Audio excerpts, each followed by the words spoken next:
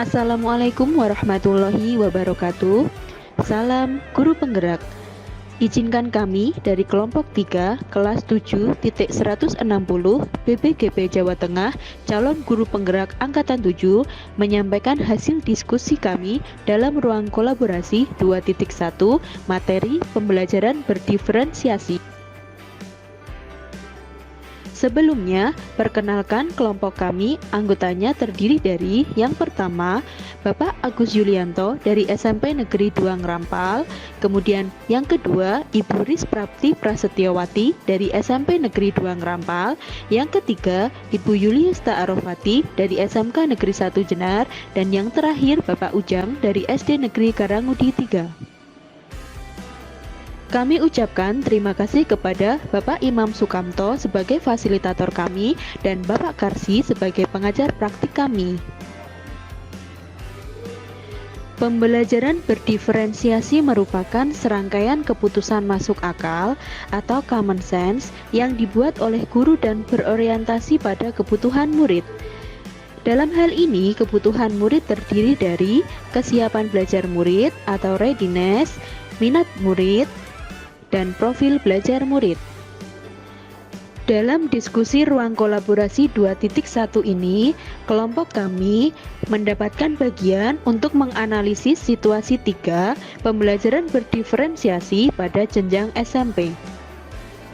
Pak Dudidam merupakan seorang guru SMP, ingin mengajarkan murid-muridnya materi tentang iklan.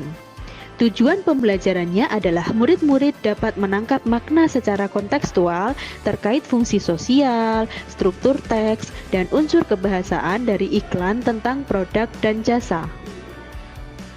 Adapun skenario pembelajaran yang dilakukan oleh Pak Dudidam, yang pertama yaitu diskusi seluruh kelas. Di awal pembelajaran, Pak Dudidam melakukan diskusi untuk memperkenalkan murid pada topik tentang iklan dengan menggunakan beberapa pertanyaan pemandu seperti apa yang membedakan antara iklan dengan bentuk tulisan lain, iklan apa yang benar-benar menarik untuk kalian, apakah dibutuhkan biaya untuk membuat sebuah iklan, jenis pekerjaan apa yang tersedia dalam periklanan. Skenario pembelajaran yang kedua yaitu tentang kerja individu. Dalam hal ini, Pak Dudidam meminta murid melakukan kegiatan tulis, berbagi dengan pasangan lain. Yang langkah-langkahnya, secara individu, murid akan diminta menulis 3 hingga 5 iklan yang menarik bagi mereka. Mereka lalu berbagi apa yang dituliskan dengan satu teman lain secara berpasangan. Saat berbagi, mereka boleh menambahkan pendapat. Setiap pasangan kemudian berbagi dengan pasangan lain. Setelah itu, Pak Dudidam melakukan diskusi dengan seluruh kelas. Ia akan menggunakan daftar iklan yang ditulis oleh masing-masing kelompok seperti contoh, kemudian membahasnya dengan menekankan pada target audiens sasaran, pesan utama, mengapa beberapa iklan lebih efektif daripada yang lain. Pak Dudidam lalu memperjelas konsep dan istilah periklanan sesuai kebutuhan. Skenario pembelajaran yang ketiga yaitu kerja kelompok kecil. Dalam hal ini, murid akan diminta untuk membentuk kelompok yang terdiri dari 4-5 orang untuk mendiskusikan kelebihan dan kekurangan berbagai jenis iklan. Setiap kelompok akan diberikan selembar kertas yang bekerja di meja mereka. Setiap lembar kertas grafik memiliki T-chart untuk menuliskan kelebihan dan kekurangan untuk jenis iklan tertentu, misalnya radio, TV, internet, cetak, dan juga billboard. Setiap kelompok akan melakukan brainstorming dan mencatat 2 kelebihan dan 2 kekurangan dari jenis iklan tertentu. Dengan menggunakan isyarat yang diberikan guru, setiap kelompok kemudian pindah ke meja kelompok lain. Mereka membaca masukan yang telah ditulis sebelumnya dan menambahkan 2 kelebihan dan kekurangan lagi. Terus berlanjut demikian sampai setiap kelompok memiliki kesempatan untuk membahas semua jenis iklan. Skenario pembelajaran yang keempat yaitu diskusi kelas. Selanjutnya, siswa berdiskusi dalam satu kelas. Pak Dudidam memfasilitasi diskusi untuk memperjelas dan memperluas pemahaman konsep seperti target audiens, kejelasan pesan, dan penggunaan fitur kebahasaan dan desain seperti pemilihan judul, teks, gambar, dan juga format. Langkah selanjutnya yaitu tentang penugasan. Dalam penugasan, Pak Dudidam lalu memberikan tugas individu. Ia membedakan penugasannya sesuai kemampuan murid. Tugas yang harus dikerjakan murid adalah membuat iklan yang secara efektif akan mempromosikan produk atau jasa atau acara sesuai dengan yang dijelaskan dalam skenario yang diberikan. Yang skenario 1 bersifat lebih konkret dan terstruktur dengan petunjuk langkah demi langkah dan mencakup semua informasi yang diperlukan untuk penyelesaian tugas. Skenario kedua kurang terstruktur dan lebih terbuka dibandingkan skenario 1. Skenario 3 bersifat konseptual dan terbuka dan membutuhkan riset.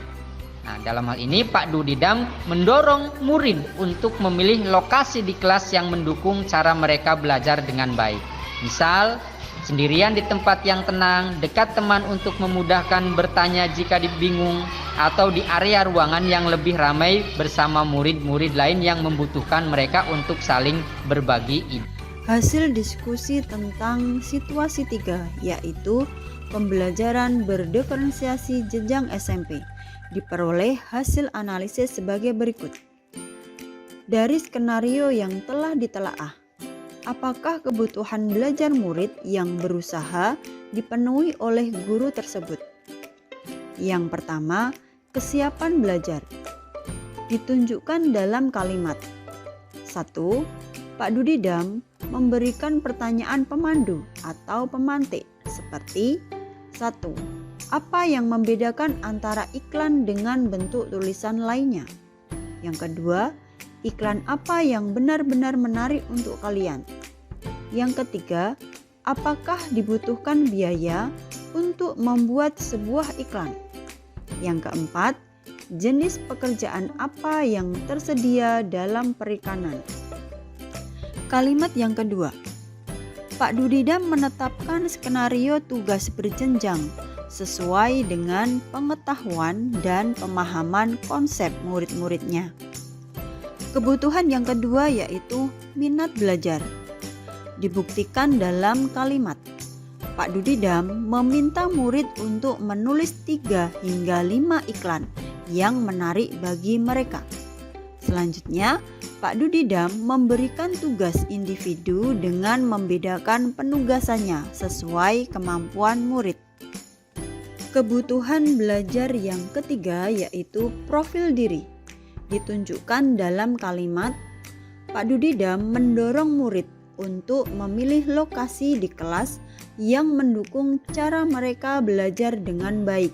Misalnya, sendirian di tempat yang tenang, dekat teman untuk memudahkan bertanya jika bingung, atau di area ruangan yang lebih ramai bersama murid-murid lain yang memungkinkan mereka untuk saling berbagi ide.